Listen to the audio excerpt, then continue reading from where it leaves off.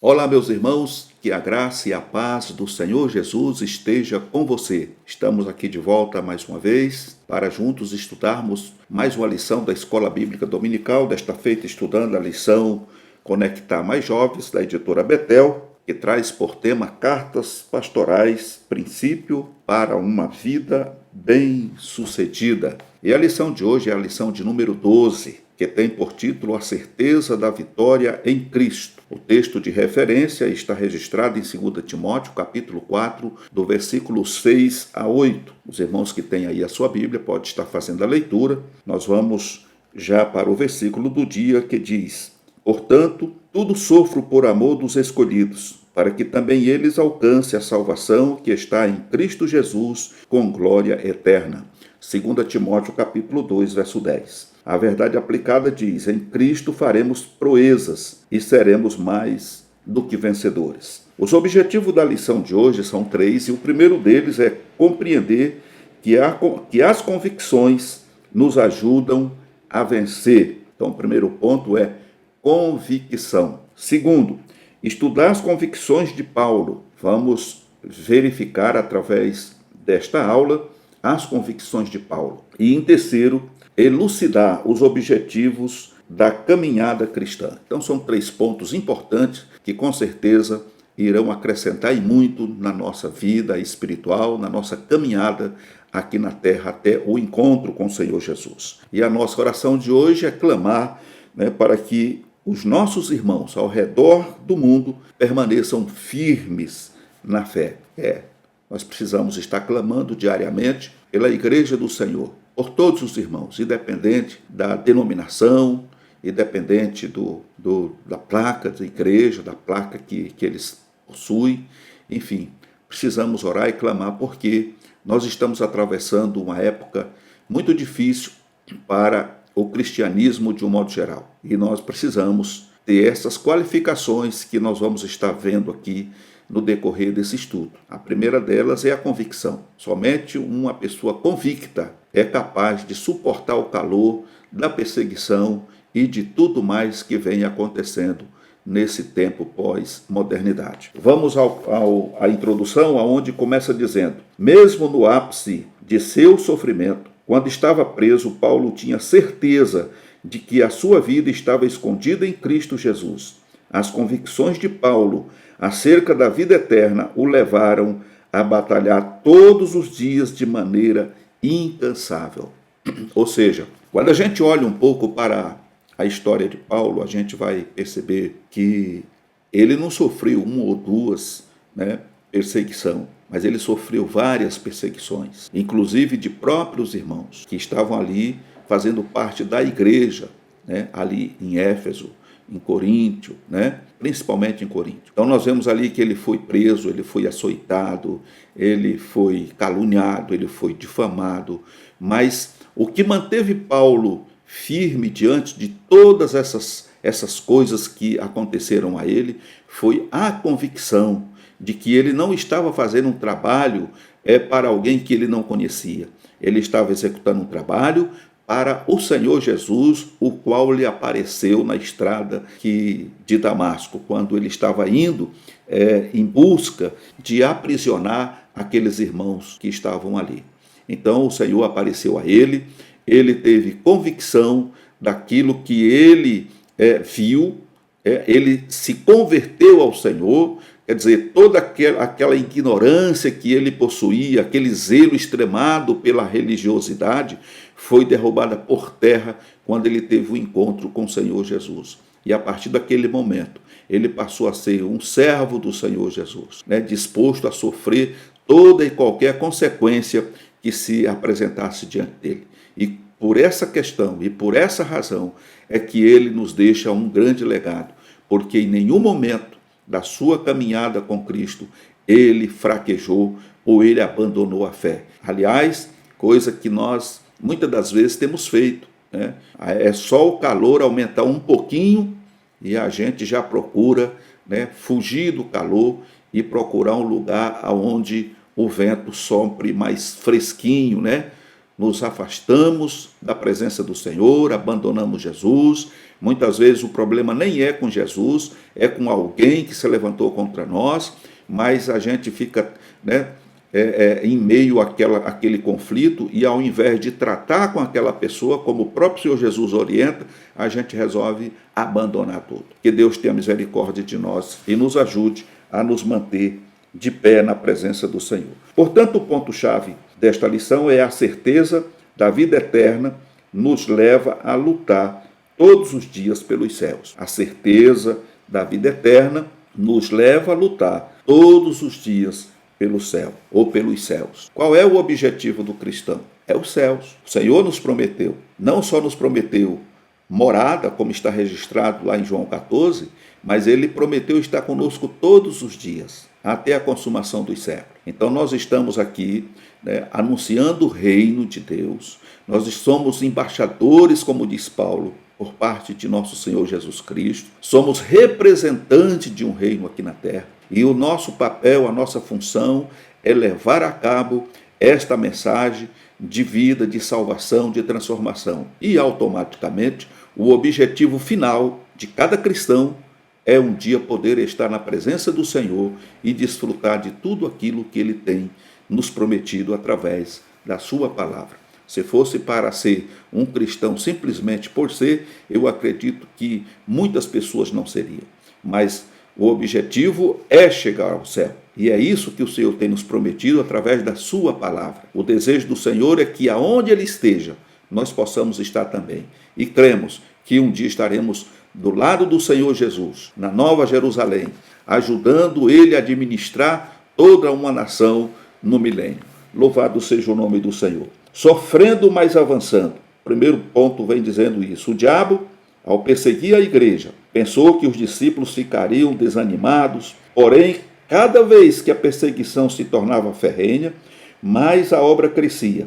Paulo chegou a dizer que as perseguições contribuíram para o avanço do evangelho, conforme está registrado em Filipenses capítulo 1, verso 12. Então, uma das estratégias do inimigo, por muitos e muitos anos, foi levantar a perseguição contra a igreja. Aí nós vemos aí a história dos mártires, né, as recentes histórias de Roma, né, Nero, e todas aquelas pessoas que se tornaram um anticristo, né, se tornaram pessoas anticristãs. E perseguiram a igreja, crucificaram pessoas, jogaram pessoas, cristãos, às feras para serem devorados, colocaram cristãos amarrados em estacas e puseram fogo debaixo, queimaram vivo aquelas pessoas. Diz que Nero foi um homem, um instrumento tão afiado nas mãos de Satanás, que ele chegou a iluminar a cidade de Roma com centenas de cristãos, queimando a noite inteira, iluminando a cidade. E tudo isso foi provocado pelo inimigo das nossas almas. No entanto, essa estratégia mudou. Hoje nós não temos assim uma perseguição aberta, com exceção de alguns países, né, onde é 100% fechado a pregação do evangelho, mas nos países chamado cristão, como é o nosso caso aqui, não existe essa perseguição velada de aprisionar os crentes, de torturarem, de executar esses cristãos, mas existe a perseguição ideológica, né? Nós estamos atravessando por isso, né? As ideologias, elas estão aí, e o inimigo tem trabalhado por meio dessas ideologias para desacreditar o cristianismo, para mudar, né, as características da verdadeira família, né, que foi implantada e criada por Deus. Enfim, existem outros tipos de perseguição. E o pior de tudo é que muitos cristãos estão alheios e, inclusive, estão abraçando isso como sendo algo normal. A gente liga aí a televisão, isso está velado nos filmes, nas novelas e em tudo que acontece. E as pessoas estão abraçando isso como se fosse algo natural e normal. É por isso que a palavra de Deus nos orienta, dizendo que nós não podemos, né, o apóstolo Paulo dizendo, não vos conformeis com este mundo. Nós não podemos nos conformar, principalmente com essas ideologias. né? Houve a época em que as pessoas eram queimadas, crucificadas, jogadas no calabouço e sofrendo de todas as formas. Hoje não existe isso, literalmente falando, mas ideologicamente está acontecendo. E talvez esse seja o maior perigo, tá? Porque estão trabalhando na mente das pessoas, na mente dos adolescentes, né? Toda essa ideologia, e as pessoas estão aí aceitando como se isso fosse normal. Então, irmãos, precisamos estar vigilantes para que a gente não venha cair nesse pecado e tenhamos sabedoria concedida por Deus para estar ensinando o nosso povo a não se conformar com este mundo. Nós vemos aqui, por exemplo, que Paulo, ele tinha plena consciência de sua missão e por isso vivia intensamente a sua chamada. Conforme registrado por Lucas na narrativa de Atos dos Apóstolos, Paulo não tinha sua vida por preciosa, mas queria que o ministério que Deus havia confiado a ele se cumprisse integralmente. Em sua missiva a Timóteo, ele o convida para sofrer as aflições como bom soldado de Cristo. 2 Timóteo, capítulo 2, verso 3. Este mesmo pedido foi feito anteriormente, conforme está registrado em 2 Timóteo, capítulo 1 e 8. Neste período, a lealdade ao Senhor implicava em sofrer a mais severa das perseguições. Como ministro de Deus, precisamos estar dispostos a carregar em nosso corpo as marcas de Cristo. Então, um outro ponto que me vem à memória aqui, sobre o que acabamos de ler, é que a gente, muitas vezes, irmãos, a gente fica passivo a determinadas coisas que acontecem à nossa volta, acontecem no nosso país, as mudanças, né, de algumas leis que a gente sabe, né, que existe hoje muitos projetos de lei engavetados, projetos de lei esses que, se aprovado, vem trazer muito prejuízo para a igreja do Senhor aqui na terra. E às vezes, como cristão, a gente fica passivo a isso. A gente fica como que adormecido. O que Paulo está dizendo aqui, primeiro, é que ele tinha convicção. Ele sabia que não ia ser uma tarefa fácil, principalmente na sua época, que também não é diferente da de hoje. Mas na sua época, por exemplo, como ele mesmo foi um dos perseguidores do caminho, né, desses novos cristãos que se levantaram após o retorno de Jesus ao céu, cumprindo a missão que o Senhor tinha lhes confiado, então ele se levantou contra. E hoje existem muitas pessoas que são contra o Evangelho, são contra os cristãos. E eles têm trabalhado, né, para que, de uma forma ou de outra, eles venham prejudicar a obra de Deus. Agora, da nossa parte, o que precisa ver? Essa convicção que Paulo teve, de estarmos de pé na presença do Senhor e combatendo as heresias, combatendo as ideologias, combatendo as narrativas que o inimigo tem feito surgir no meio da nação. É claro que, muitas das vezes, você pode ser perseguido, você pode ser até preso, porque existem algumas coisas que já estão em pauta, que já estão aí, como eu diria, apoiadas pela lei, né? São coisas que os irmãos estão cansados de ver, mas que, se você bater de frente, você vai ser preso. E outra coisa, não tem fiança, né?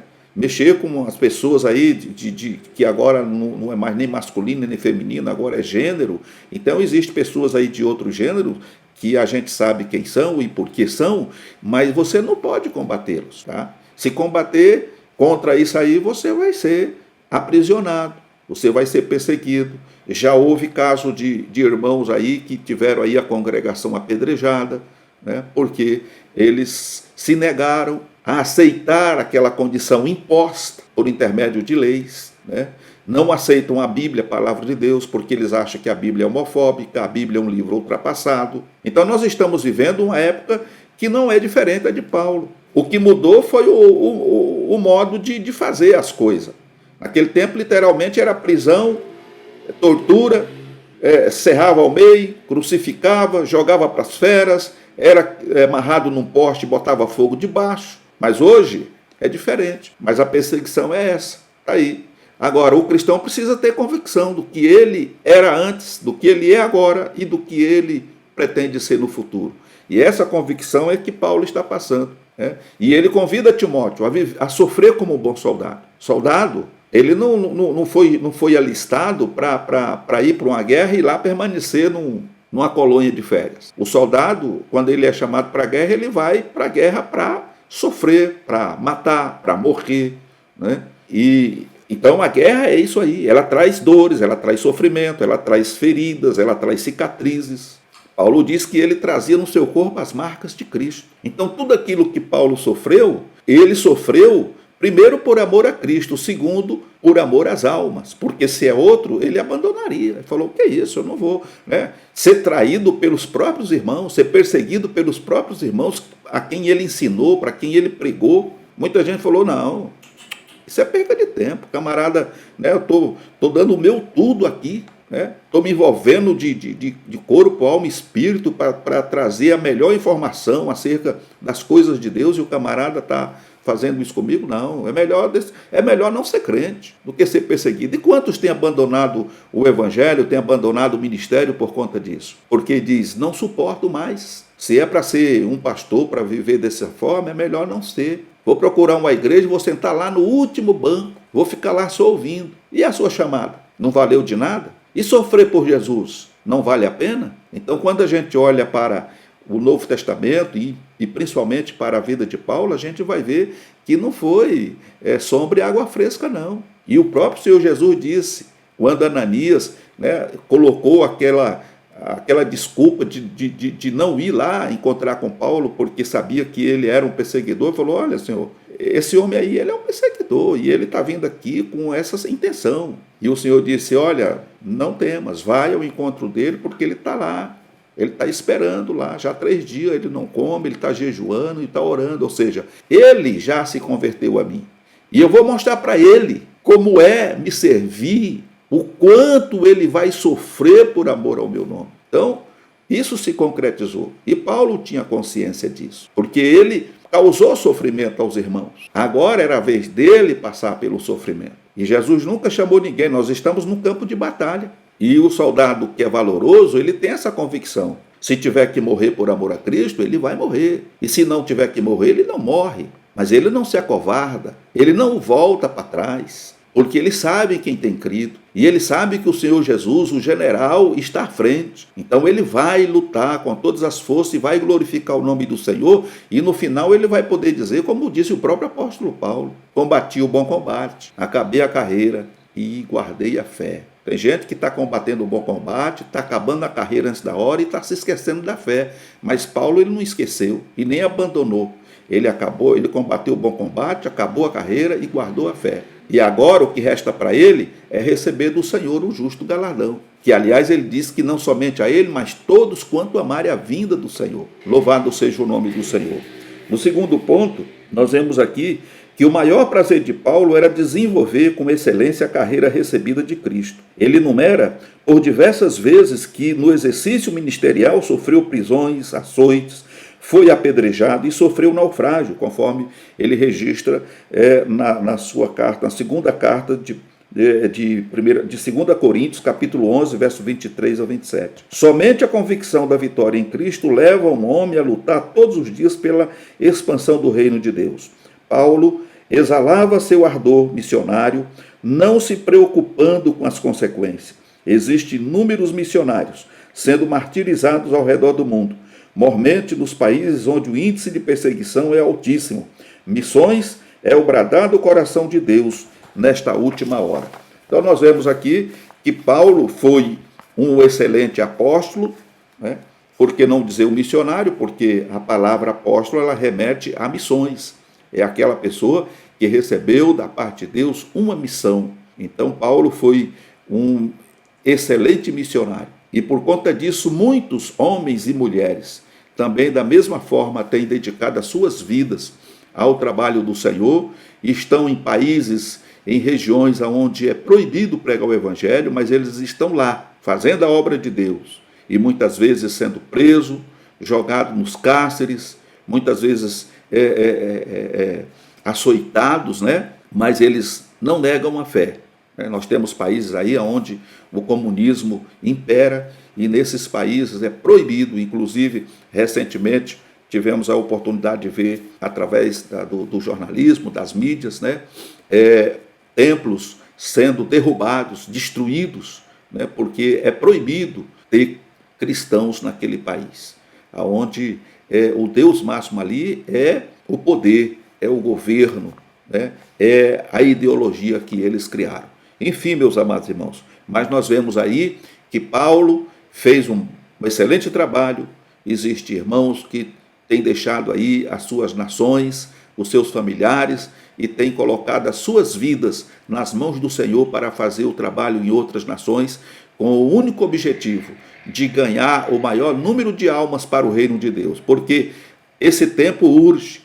O Senhor tem pressa de que o evangelho seja pregado em testemunho a todas as gentes. E alguém pode até dizer assim, mas irmão, hoje nós temos aí programa de televisão aí para tudo que é lado, rádio, e enfim, será que não seria suficiente? Não, irmãos. O missionário precisa estar onde ainda não tem igreja. Ele é um desbravador, né? Então ele precisa fundar a igreja, ele precisa ganhar as pessoas, ele precisa ter esse contato, né? Igreja, ela precisa nascer em todas as nações. Isso, o Senhor Jesus disse algo que a gente precisa ter em mente, que quando o evangelho do reino fosse pregado em testemunho a todas as gentes, falando de nações, então viria o fim. Se ainda Jesus não voltou, é porque com certeza esse evangelho ainda não foi pregado em todas as nações, né? Em testemunho a todas as gentes, como diz o texto.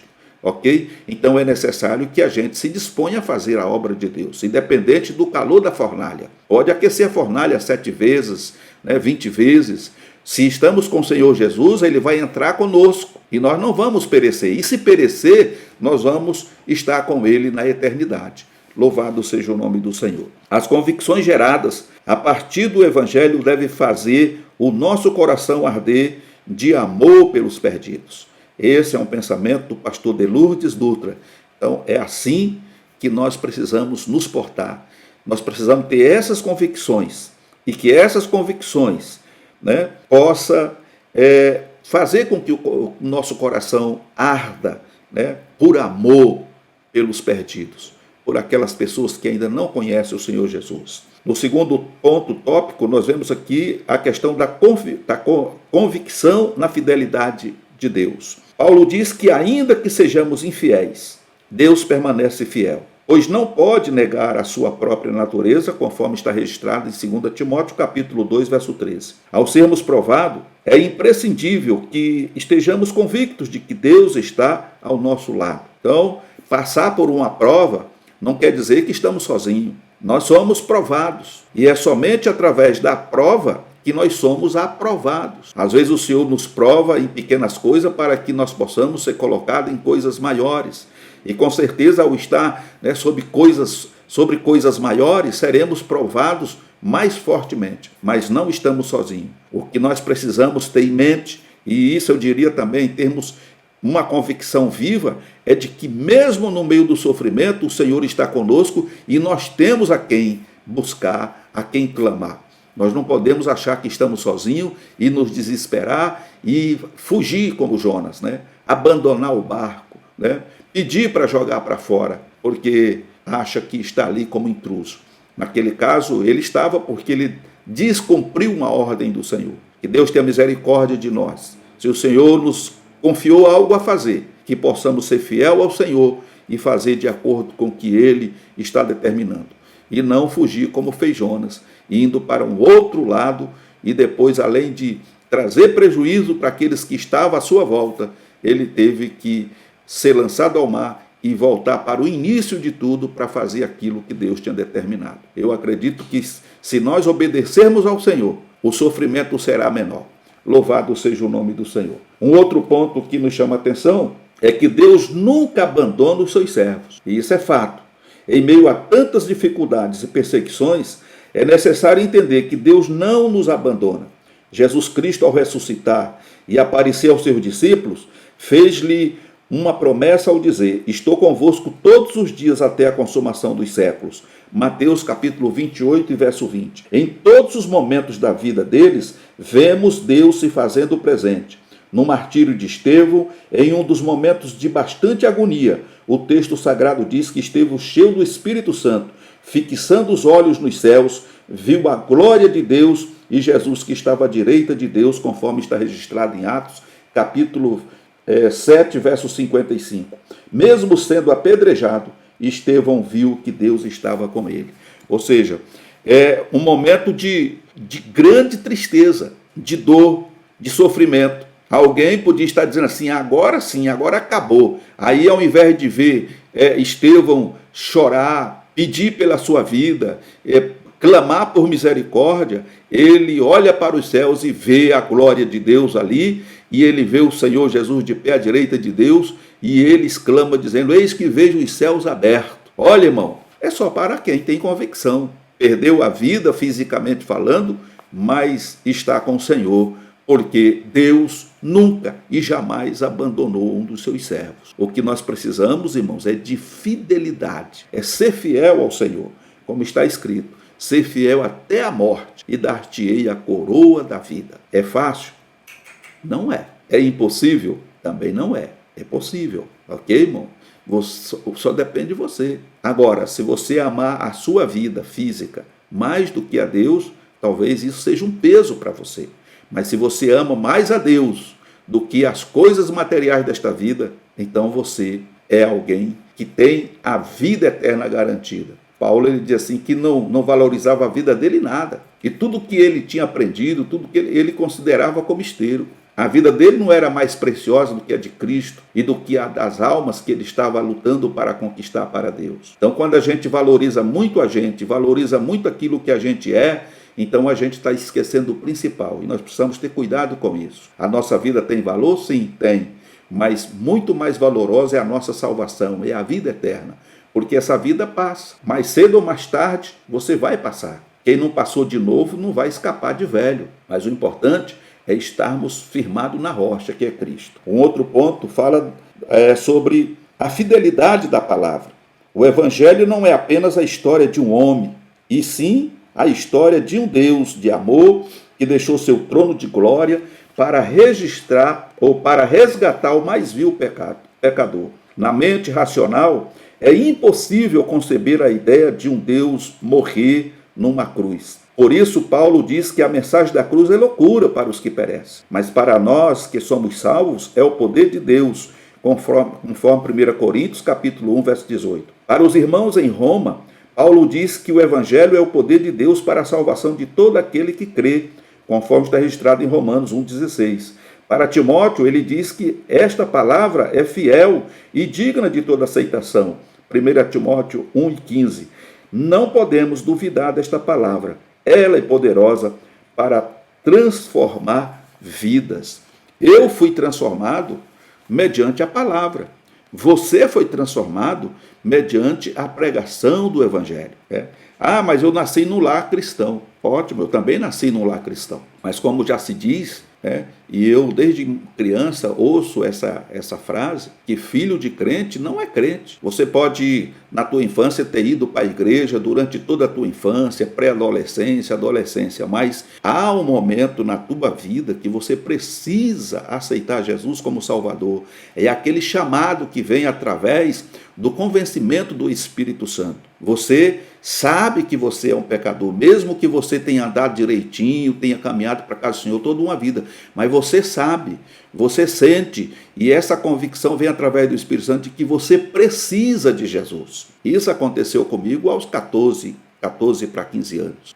Depois de uma boa parte da minha vida, caminhando, fazendo parte da igreja, aprendendo na escola dominical, cantando com as crianças, com os pré-adolescentes, com os adolescentes, chegou o momento em que eu recebi do Senhor a chamada, o desejo ardente de ser um servo do Senhor, de servir o Senhor melhor. E aí eu me decidi por Jesus, aceitei Jesus como meu Salvador, fui batizado nas águas, dando testemunho pessoal de que eu estava morrendo para o mundo e agora iria viver em novidade de vida com Cristo. Recebi o batismo com o Espírito Santo, fui buscar o batismo com o Espírito Santo. E hoje, aos 64 anos de idade, estou aqui na presença do Senhor. Já me tornei um santo 100%?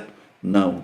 Sou 100% espiritual? Não. Mas eu tenho comigo a convicção de que se eu for fiel ao Senhor até o fim, eu serei salvo, porque o Senhor me dá essa garantia através da palavra de Deus. Então é isso que nós precisamos. Aprove o Senhor me chamar para o santo ministério. Hoje faço parte do ministério da igreja. Fui escolhido, fui chamado pelo Senhor, fui vocacionado pelo Senhor e hoje faço um trabalho para Deus, como estou fazendo aqui para você, você que está aí, né, no conforto da sua casa, vendo esses vídeos, está ouvindo que a palavra de Deus é fiel e digna de toda aceitação. E eu sou uma prova disso, porque o Senhor aprove me chamar para essa tão digna salvação. Eu não merecia isso, aliás, ninguém merece, mas aprove o Senhor nos dá esse privilégio, né? Louvado seja o nome do Senhor Jesus. É lindo ver a maneira como Paulo encara o fim de seus dias estando preso. Em nenhum momento vemos o apóstolo preocupado ou blasfemando contra Deus. Pelo contrário, mesmo sentindo que o tempo de sua partida estava próximo, ele permaneceu firme. Diz aqui ainda: minha vida será oferecida como libação.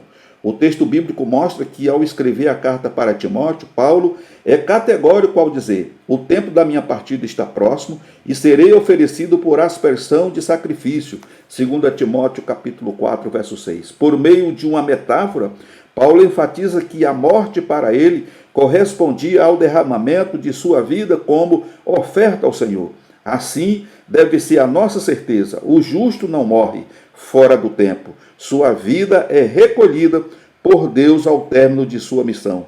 Segundo a tradição, Paulo foi decapitado por volta do ano 64 d.C., mas sua vida e seus ensinos perpetuaram no tempo para mostrar o quanto vale a pena ser fiel ao Senhor e se deixar gastar em sua obra, ser fiel até a morte e dar-te-ei a coroa da vida. Então aqui nós, resumindo aqui a introdução mais o primeiro ponto, nós vemos aqui que Paulo, ele nunca blasfemou contra Deus, nunca reclamou do seu sofrimento, nunca abandonou a fé, nunca perdeu a esperança de ver o maior número de pessoas da sua época salva se rendendo a Cristo. E aí escreve para Timóteo dizendo que o seu tempo estava chegando, que ele ia ser oferecido a sacrifício, até porque ele estava preso e estava condenado à morte. Mas ele não tinha a sua vida como preciosa, ele não estava implorando pela sua vida física, ele estava consciente de que ele estava cumprindo a missão, estava terminando a missão que Deus tinha lhe confiado. E aí, como o comentarista aqui menciona, o crente não morre fora de tempo. O crente, na verdade, ele é recolhido. Acabou a missão, então o Senhor vem e recolhe ele. Terminou o seu tempo aqui. Então é o que tem acontecido com muitos irmãos, né? Talvez no dia de hoje, quantos servos do Senhor, né, acabou a carreira aqui.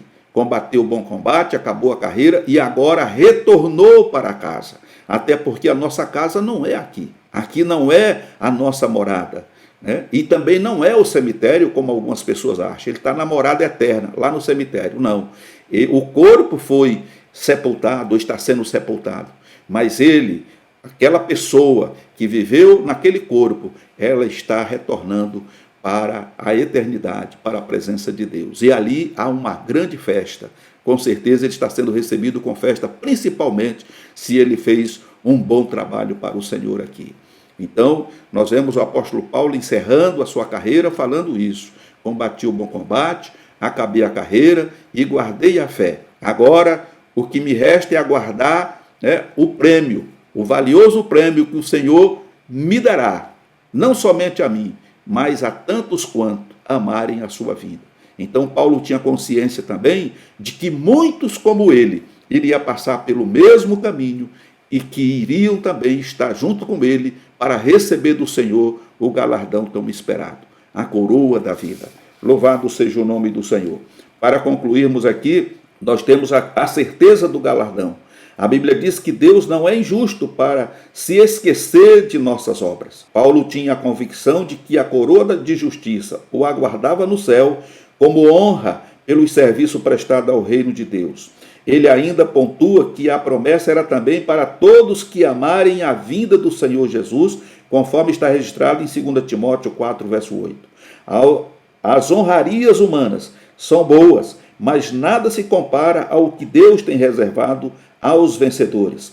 nas cartas do Apocalipse, vemos 7 promessas feitas ao que vencer, conforme está registrado em Apocalipse capítulo 2, verso 7, versículo 11, versículo 17, versículo 26, capítulo 3, verso 5, versículo 12 e versículo 21. Então, que venhamos nos esforçar em fazer a obra de Deus, pois o céu é o lugar para onde os heróis da fé irão. Paulo finalizou a carreira, mas conservou a fé. Avante, guerreiros, o tempo está próximo. Então, nós estamos dentro dessa base de nos mantermos fiel ao Senhor, batalhando pela fé, para que possamos um dia nos apresentar diante do Senhor, levando os feixes, ou levando as almas que o Senhor nos confiou. Louvado seja o nome do Senhor. Que Deus tenha misericórdia de nós, que não venhamos nos apresentar diante dele com as mãos vazias, como diz um hino da harpa, né? Como posso me apresentar tendo as mãos vazias? Então, que o Senhor possa nos ajudar e que nos esforcemos para fazer a obra do Senhor enquanto é dia, porque a noite vem, quando não poderemos mais trabalhar. E concluindo aqui, diz aqui o comentarista, em um tempo onde a fé cristã tem sido questionada e muitos estão esfriando na fé, é importante que nos fortaleçamos na palavra de Deus a ponto de cumprir o propósito dele em nossa vida. Vivemos uma época de muita resistência ao Evangelho. Na janela 1040, um liberalismo teológico em lugares que foram o berço de grandes avivamentos. Deus quer nos avivar com o poder do Evangelho para alcançar o mundo inteiro.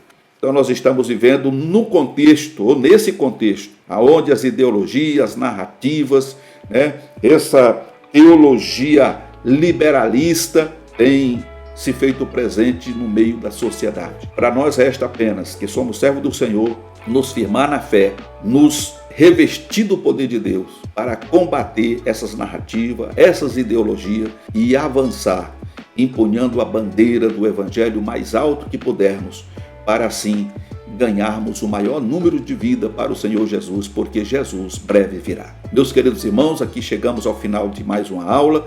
Que Deus te abençoe e te guarde, que o Senhor, através do Espírito Santo, venha falar mais profundamente aí no teu coração, e se Deus permitir, estaremos de volta numa outra oportunidade. Fiquem todos na paz do Senhor Jesus.